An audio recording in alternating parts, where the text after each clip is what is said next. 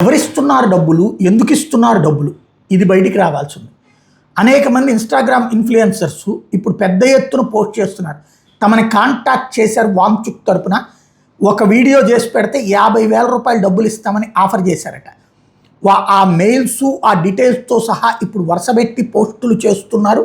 వాటికి సంబంధించినటువంటిది ఇంకా ఇట్లాంటి ఉంటాయి అని కూడా చెప్తున్నారట. कोलैबोरेशन रील मांग रहा है 50,000 वांगचुक की। उसके लिए वीडियो बनाया तो वो लेफ्ट लॉबी पूरी सहानुभूति में ऐसे बहने लगी। वांगचुक कहते हो ना तुम उसे। वहां खोखले पैसों के लिए किए जाने वाले विरोध प्रदर्शनों को तुम सब ऊपर देखो। 50,000 मिल रहे थे तो मैं भी अपनी जेब भर सकता था असल में। ठीक है, वो बंदा इतना बेवकूफ है कि उसे ये तक नहीं पता कि मैं सपोर्ट कर रहा हूँ या विरोध, और मुझसे ही कोलैबोरेशन रील मांग रहा है 50,000। एक की रेगुलर सैलरी होती है 50,000, समझ आया? वो मुझे 1 मिनट की रील के लिए दे देगा।